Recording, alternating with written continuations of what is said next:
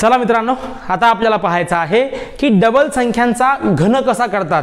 पहा इथे 11 आहे, 22 आहे, अशा संख्यांचा घन कसं करतात बघूयात। चला, हे 11 आहेत म्हणजेच काय, 11 म्हणजे एकक स्थानी 1 आहे, दशक स्थानी 1 आहे, म्हणजे दोन्ही अंक सारखे आहेत, म्हणजे 1 चा घन 1च असतो। हे लिहायचे आपल्याला 4 वेळेस, 1 चा घन 1 1 1 1 अशी 4 वेळेस लिहायचे।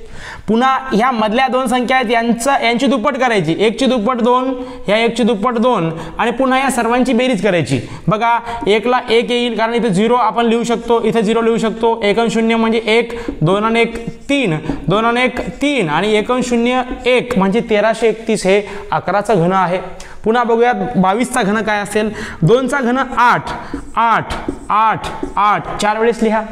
पुन्हा 8 ची दुप्पट करा 16, ह्या मधल्या 8 8 आहेत त्यांची दुप्पट करा, 8 ची दुप्पट 16, सगळ्यांची बेरीज करा। 8 ला 8, 16 आणि 8 24 ची 4, हातच्याले 2, 8 आणि 2 10, 10 आणि 16 26 ची 6, हातच्याले 2, 8 आणि 2 10, म्हणजे 10648 हे 22 चे घन आहे। अशा प्रकारे आपल्याला कोणत्याही डबल संख्येचा घन करता येतो।